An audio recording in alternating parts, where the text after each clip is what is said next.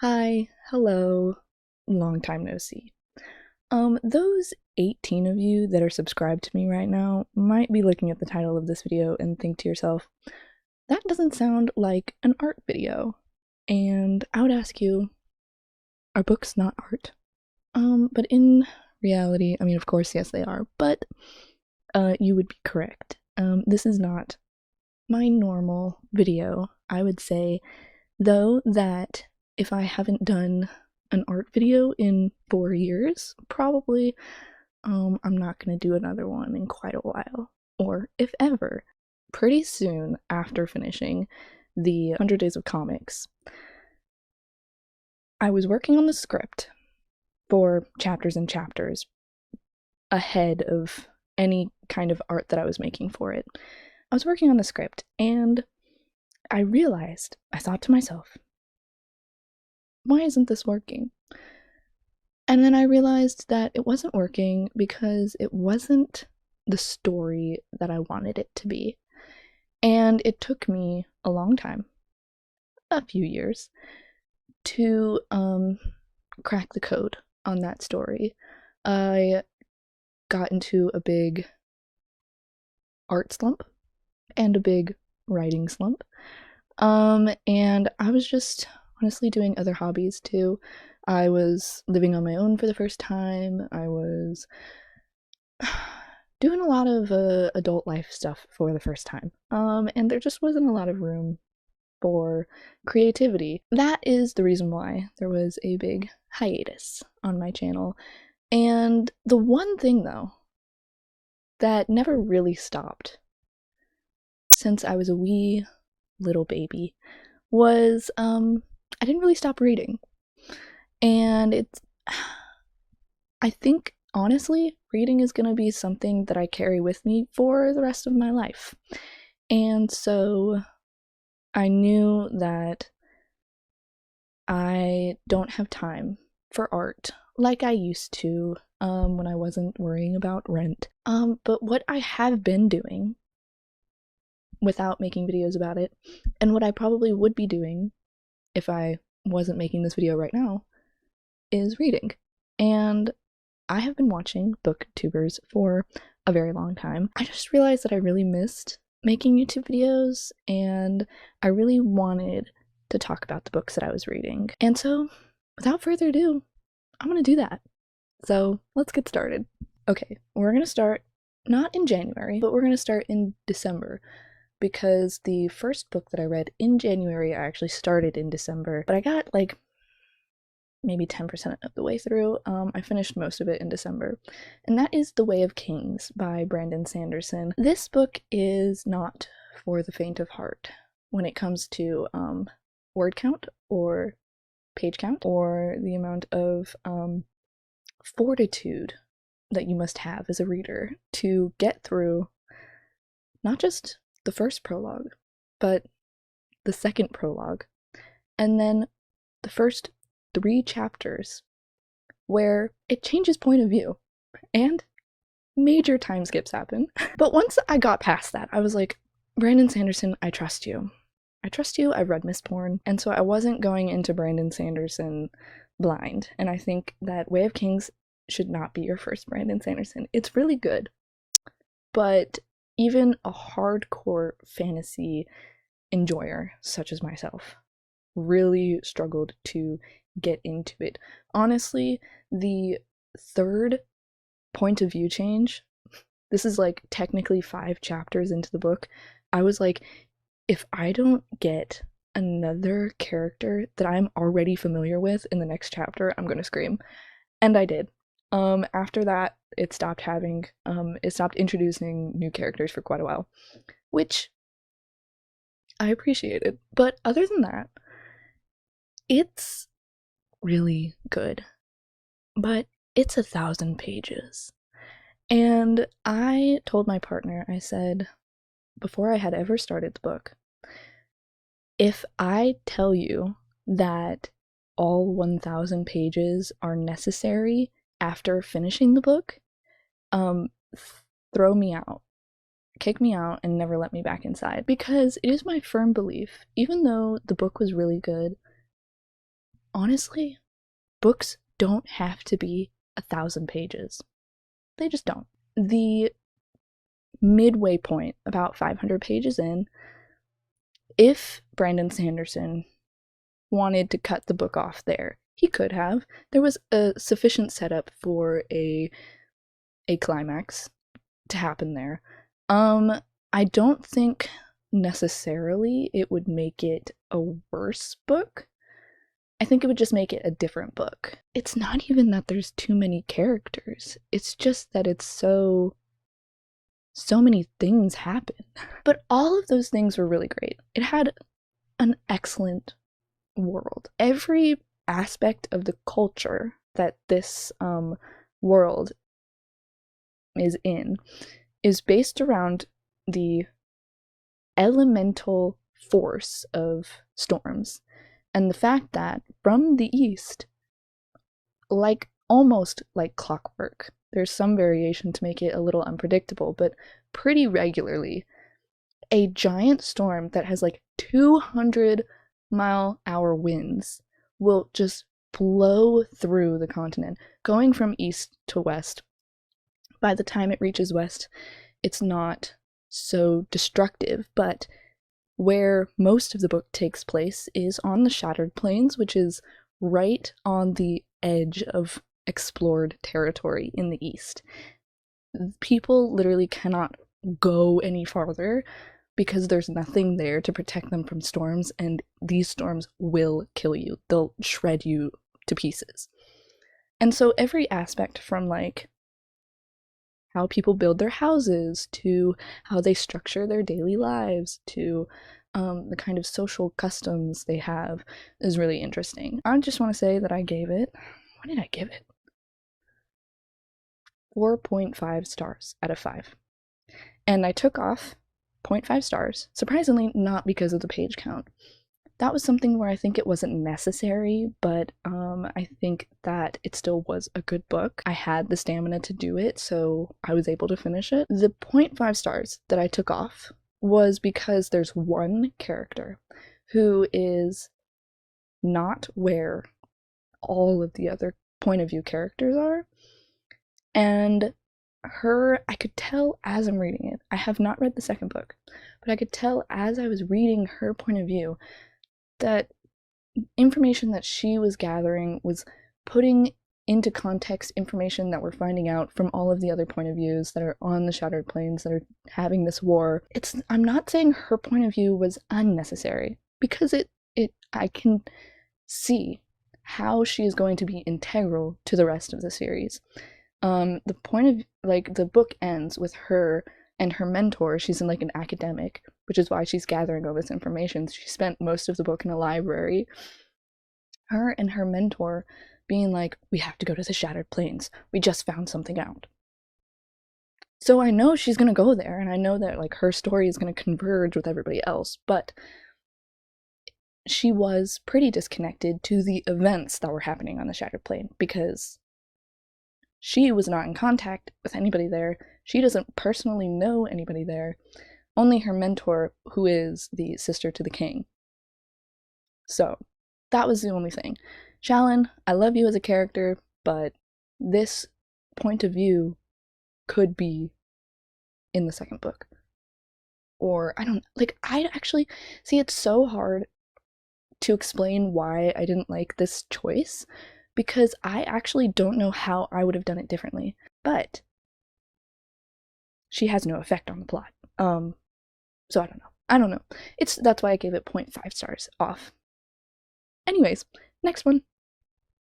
Okay, the second book that I read in January was Witch Storm, which is the second book to the Bound and Banished series by James Clemens, yes.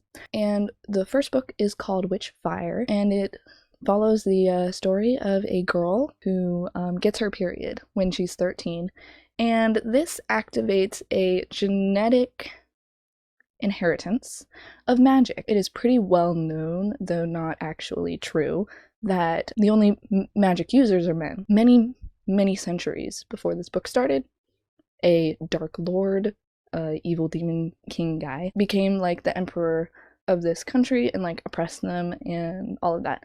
So when it's found out that she is a magic user via her accidentally setting her house on fire and like a bunch of other stuff, she gets hunted down by this emperor.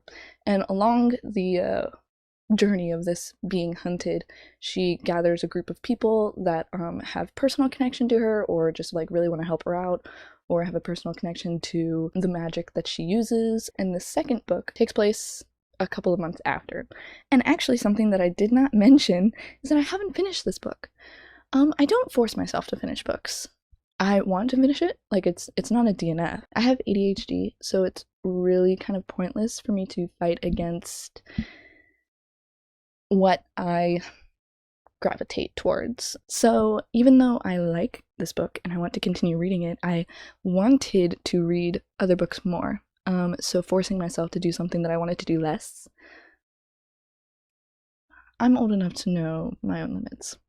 So I'll get to it eventually. That's what I've been reading. In January. Actually, there's one more book in January, and that is,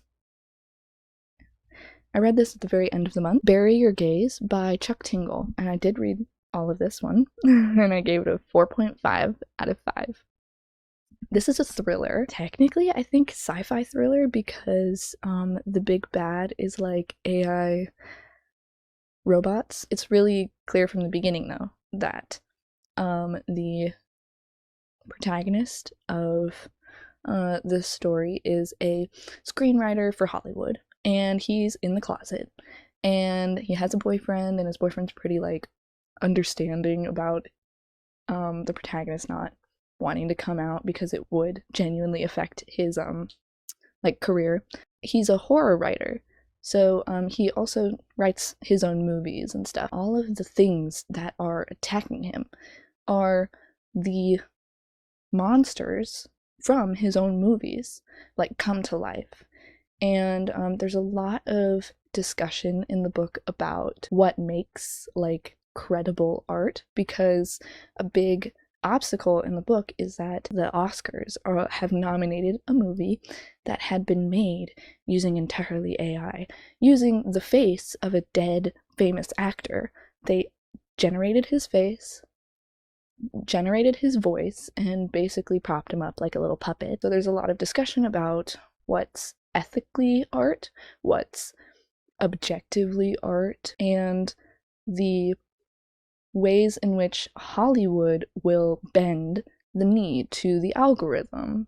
Just, even if it actually doesn't make sense, if somebody in their statistics team says this will sell more, they won't listen to anything else. So it's a really good thriller. I was scared, and I'm not like a person that likes being scared. I don't like watching scary movies, so I don't read a lot of thrillers, but I've been trying, like, this was the first Chuck Tingle book that I've ever read of his. I have heard of his more satirical books, and I think I'm gonna end up reading some of those. I wanted to start with like his regular writing just to like compare, and it was really well written. Let me see why I took off 0.5 stars. I did not write why. I have like little notes on my Notions that I write after, like a little paragraph review after. And I didn't write why it was a 4.5. I think, okay, actually I think there wasn't necessarily one thing that made me take 0.5 stars off, but it was mostly because 5-star, I reserve 5 stars for books that I am obsessed with. This was a good book, but like I don't think I'm ever gonna read it again. Yeah, I think I just gave it 4.5 because I knew it didn't have that star power, you know? Next up, we're getting into February. I read A Long Time Dead by Samara Breaker. This was a DNF. I got pretty, actually I don't remember how many. I wonder if I wrote it down. Hold on. I did not say how far in I got, but it was probably like 80, like 50 to 100 chapters, somewhere, not chapters, oh my goodness, pages, somewhere around there. I DNF'd it because it was boring. The plot is that a woman, a sex worker in like 1890s London, well, she wakes up in an unfamiliar house. The night before, she had been kidnapped by a woman that she was working for. A different woman enters the room and says, "I'm so sorry, my mistress has turned you into a vampire." And so the first, I didn't read past when they left the house, but it was about 100 pages of just the two of them, the protagonist and the other vampire lady that wasn't the mistress. The two of them in this house, basically having the same conversation over and over again. The protagonist is basically like, "Wow, your mistress is a bitch, and I really don't want to meet her." And the lady's like, "Yeah, I have tried to run away." What she does is she kidnaps women and she turns them into vampires, because she knows that I will come crawling back to care for these women, because if I don't, she'll just leave them to fend for themselves, and they'll like be really confused and scared and probably get killed or like die from starvation because they don't know what's going on or how to hunt. So it's a love story. But I was like, I had a sneaking suspicion that when I got to about, I'm gonna say, average it out, 75 pages in, I had a sneaking suspicion that nothing else was going to happen in the book, because it was just like so much of the protagonist being like, "Let's just get out of here and we don't have to ever see her again," or "Let's kill your mistress and she won't have any power over you again." And the lady being like, "I can't. No, I can't." So I was like, oh my god. I just need to find out, like, where they're going to be 75% of the way through. Where are they beginning of Act 3? So I flip through the back of the book, just a random chapter, I think it was like chapter 30 or something, and chapter 30 begins with the protagonist being with like two other vampires like at the beach. I don't remember their names, and I don't think they really had any dialogue in that chapter, because the protagonist like leaves them pretty quickly, and she's like, "Oh, like my friend's here, like I'll meet you guys later," and her friend is the lady, and they walk down the beach and they have the exact same conversation that they had all the way at the beginning. And it's not like a thing that authors will do where two characters will have one conversation in the beginning and then have it again later on, but like things have happened that to change those characters' positions or opinions or the tone of the conversation, or literally to change anything. But it wasn't changed. The protagonist was like, "Let's kill her, let's leave, let's get out of here, I love you." And the lady is like, "No, I can't, she's too powerful, we can't, it'll never work out." And I wasn't confused. See, if you like read the beginning and then you like go to the very end, there's gotta be some things in a book where clearly it's the protagonist is gonna go on a journey of discovering the vampire world. But she doesn't. I mean, she does go on the journey, but like she doesn't change. None of those characters change, and they fell in love really quickly. Anyways, it was boring, and I DNF'd it. And I said, "Okay, nothing's gonna happen. I'm not reading this." And I don't like to give stars to books that I don't finish, because I don't think I can accurately judge a book. But I did give it 2.5 stars. Okay, next in next in February, I read The Golden Raven, which is the second book in the second series of the All for the Game series.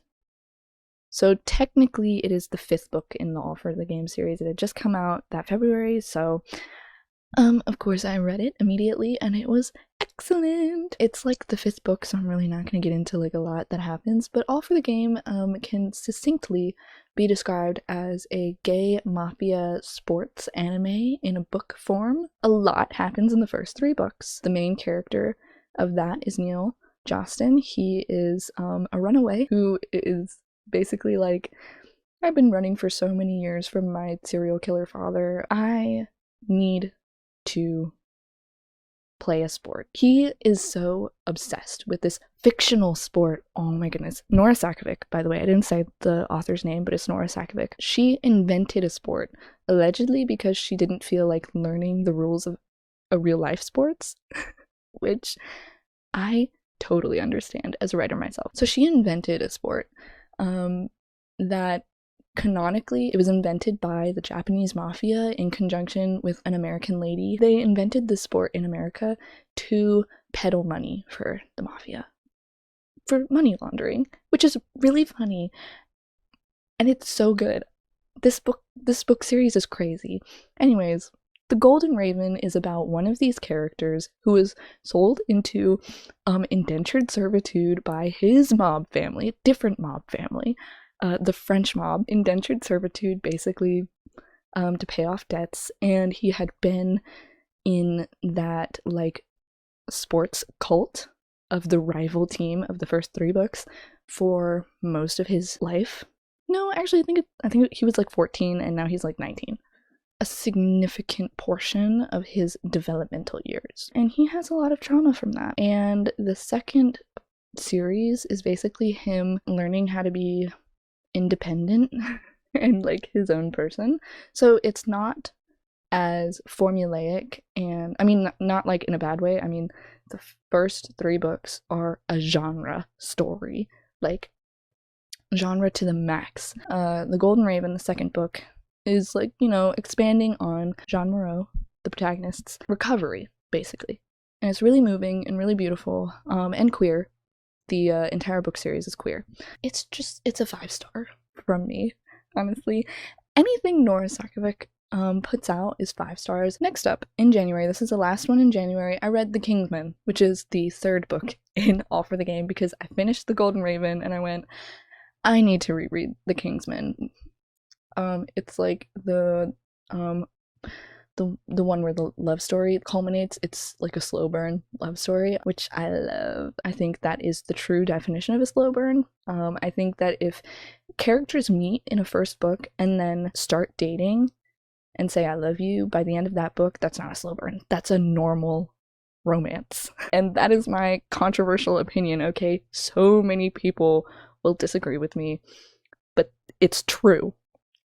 That's a normal romance book. Anyways, so I read The Kingsman. Then we have Project Hail Mary by Andy Weir. I really wanted aliens. First Contact is what I wanted.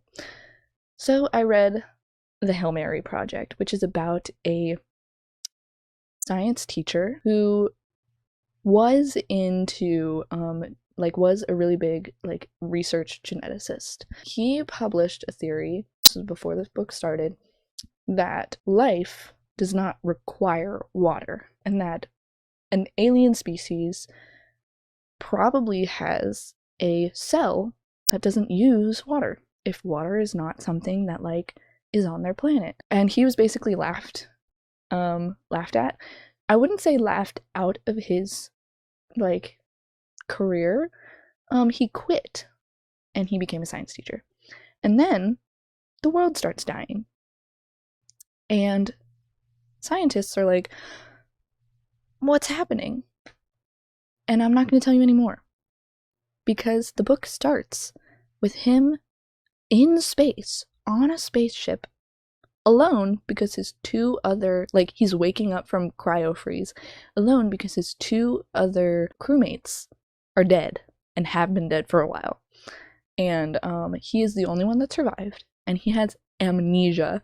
So he's as he's through muscle memory kind of figuring out how to work the ship, he's also slowly regaining his memories on why he specifically was chosen to go on this mission, because he's I'm nobody, why me? And then he gets to the destination, which is really far away, which is why they were cryogenically frozen, and he discovers that he's not the only one in this area of space, and that there's an alien there too, and that alien is also there for the same reason, because its planet is dying, for the same reason that the protagonist's planet is dying, so they team up, and it is so good. 4 stars out of 5. So the reason why I knocked off a star was, and this is a note that I wrote probably like 3 chapters in, and luckily the reason why I wrote this note was cleared up 3 chapters in, like almost immediately. I wrote, "The writing style is very simple and childish, hard to get into, but I will persevere." I'm not gonna say I think. I know that that was a intentional choice to make the writing style really childish and like simple, because the main character has amnesia and he doesn't know what's going on, has no memories. He like is just kind of describing things, and he's not really like connecting anything or like has any kind of like comments on things. He just like says like, "and this happened." But then once he gets his first memory, and then he starts like remembering more things, the paragraphs get longer, the writing style gets better. I ended up persevering because I had already read Andy Weir before, and I knew that that wasn't how he wrote. I knew that he could write better and that this was published after The Martian. So okay, there is another reason why it lost a full star and not a half star. This reason it lost a star is twofold. One, because it repeating a lot of information, and it didn't trust the audience to like remember things or connect dots. I feel like something would happen, and then like it would be like, and then that's why it happened. It's like, I know that already. I got that. I'm not going to explain it because this is about the ending, but the ending bored me. The denouement was way too long, and I think that the actionable climax, like the actual like things that physically happened, did not coincide properly with like the emotional climax. And I think they were separated, and that made the denouement really long and boring and kind of like, okay, what, like, why am I still reading this? And there was a fake out, which I'm not sure I appreciated. I don't know. If you know, you know. I'm gonna end that there because honestly, these are supposed to be short and quick reviews talking about all the things that I read this year. We still have like 6 more books to go. The second book that I read in March was a historical romance called When a Scot Ties the Knot by Tessa Dare. I DNF'd it and gave it 3.5 stars. When I DNF a book, do not bother to take into account what I star it. That's just for me. And it should not have any bearing on your opinion to read it or not read it. But what I will say is that it was so promising. The premise of the story is that a woman in like the 1700s, when she was young, like 15, she has for like her whole life really strong agoraphobia. She genuinely can't be in a room with people, like a crowd. And of course she has no language really to describe it, so she calls herself just shy. But it's agoraphobia, and debilitating anxiety. And she was about to have her debut, which would require a whole season of her being at parties, which is like her worst nightmare. So, what she did was, 1 week before her debut, her parents like went off and like did something out of like the city. She was kind of by herself, and so she decided to lie to her parents and say, "Oh, like I can't be introduced. I already have a lover." And the point of a woman being introduced is to introduce her to society so that she can get a husband. But she says, "I'm already engaged. When you guys were gone, I met a soldier who was just passing through with his troops, and he was a captain, and his name is blah blah blah, and we fell in love, but he had to leave, and I can't go to these parties because I'm already engaged. So everybody was very like understanding. In the first couple chapters, or maybe like the first chapter, is her writing is like little snippets of some of the letters that she wrote to this man, because this fake man that she made up. She made up a Scottish captain named Captain Mackenzie or something like that. And she addressed it to like what she thought was a fake troop number, because her family was expecting her to write these letters. So she did, to put up appearances, but basically in these letters she is basically writing diary entries, but addressed to this fictional person, and this fictional person becomes like her only friend, really, and she's like, I've bared my soul to you, blah blah blah. And when she was older, she gets out of her teen years, she's like a young adult now, and her uncle is like, I have left this castle in Scotland to you, so that when your captain like comes home, you guys can live there. And she ends up living in the castle, but she's like so guilt-ridden about everybody like feeling bad about her, and she's like, I have to kill this guy. So she writes a goodbye letter, which was genuinely moving. I like cried a little. I was like, oh my god. And like she was emotionally devastated by having to kill this fake man too, because she basically is like killing an imaginary friend. And she's like, I'm sorry, but I like have to kill you, because I just like can't keep up this lie anymore. It's like killing me with guilt. So she does, and then like 5 years later, so it's 10 years after starting these letters, she's living in this castle, and I haven't talked about like her character, but her character is so excellent. She's like she's a naturalist, so she goes out and she like draws pictures of like plants and animals and like fossils and all of that. And she's really like enamored with like wildlife. At the beginning of the story, she's like trying to illustrate the for commission, illustrate the life cycle of lobsters. She's just really charming and really sweet and funny, and all of that disappeared when her fake man turns out to be real, and all of her letters went to him, and he read all of them. And this is where the book went from something that I was really excited about to something that was gross. Like, this man should have been, he was just mean. He was mean to her, and I understood that his character was supposed to be like strong and like silent, because he has a bunch of troops that like were devastated by the English occupation of Scotland, because all of the men went off to like fight this war on behalf of like the British, and then the English were like, cool, free land, and they like destroyed like the native inhabitants, the Scottish people, their livelihood. Like, all of these soldiers came home and their families are dead from famine or like starving to death, and they have like nowhere to go, really. So that's why he goes up to this woman and he's like, you marry me, let my men live here, or I'll tell everybody, and you will literally like die of shame. And she agrees, and that's not what I have a problem with. What I have a problem is that I thought his character would be something different. I hoped that he would be a little bit more in love with her. I think that there is just the slightest little hint that like he's pretending not to like love her, because her letters did like get him through the war.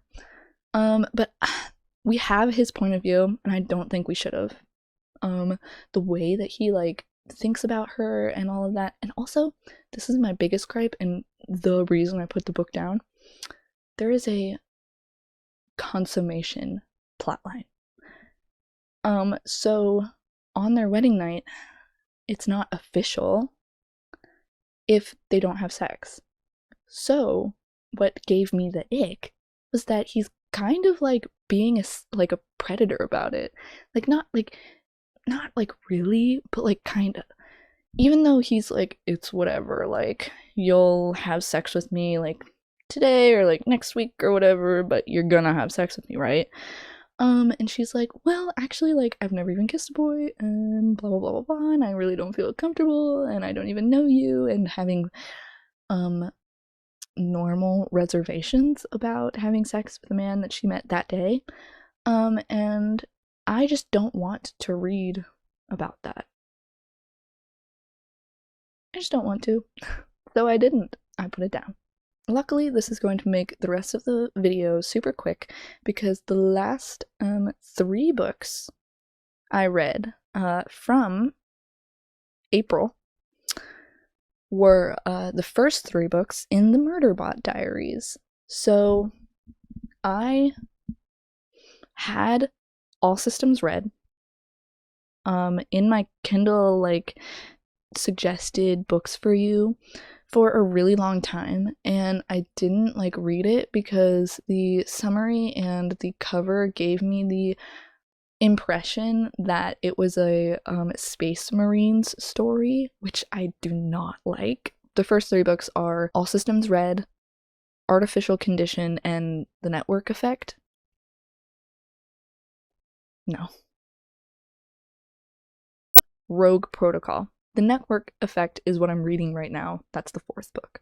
But it is actually not a Space Marine story. It is actually a very funny and interesting look at a being that is constructed technically like a robot, but also using organic organs for some parts of it, like brain and like other things.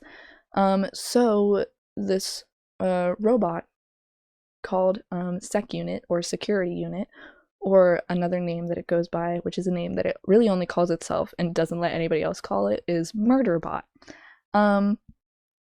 And within the world of the Murderbot Diaries, people are afraid of Sec Units, even though they use them a lot. The world is kind of ruled by capitalism, and there's the corporate ring where this these books are mostly set in. And when you are like a survey team on a new planet and you rent all your equipment, you also rent a security unit. And usually those security units, most especially for this survey team that Murderbot is helping, the rental of a sec unit is mandatory. Murderbot basically like is a rogue sec unit, which anytime a rogue sec unit shows up in any show or movie, it's always like a rampaging, thoughtless killing machine, which is why it calls itself Murderbot, as like kind of reclamation. It's a really interesting because Murderbot does not want to be a person, doesn't want to be human. And it's like when you get sentient robots a la Data from Star Trek, usually their goal is to be recognized as human. They want the human experience. But Murderbot genuinely gets like dysphoric whenever it is mistaken as a person. And it doesn't want to be treated like a human, but also it doesn't want to be treated like a thing. It wants to have its own bodily autonomy. It hacked its own like governor module, which is something that controls its actions, and then also punishes it if it doesn't do what it's supposed to, even though... Anyways, so it hacked its own governor module, which that governor module had made it kill a bunch of its clients before, which is why it hacked it. And it's like, I just want to watch TV. It's obsessed with TV. I love it. I just want to watch my shows and be left alone, and I don't want to be told what to do. And so it's really interesting. And I'm reading the 4th book right now. All of the books in the first 3 books, I should say, actually, are about 150 pages. They're novellas, but Network Effect, which is the 4th book that I'm reading right now, that is much larger. And I think it's like a really interesting way to illustrate how Murderbot's like experiences and the things that it focuses on, and like even the way that it tells the story, because it's in like past tense, and all of the other books are pretty linear, but like this book starts, this is what's happening, and here, and then here's what happened before to lead up to that, and then like let's do a little going back, and then like a little, it's not linear at all.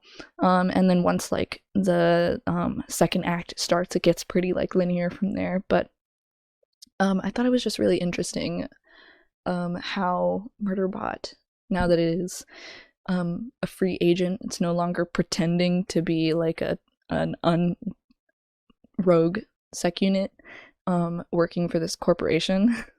Not working, being a slave of this corporation.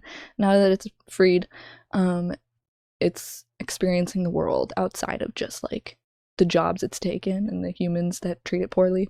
I gave all of the Murderbot Diaries either a 4.5 out of 5 or a 5 out of 5. They're pretty good. They're by Martha Wells. I don't think I'm really bad at mentioning the names of these authors. And that's basically everything that I've read this year so far.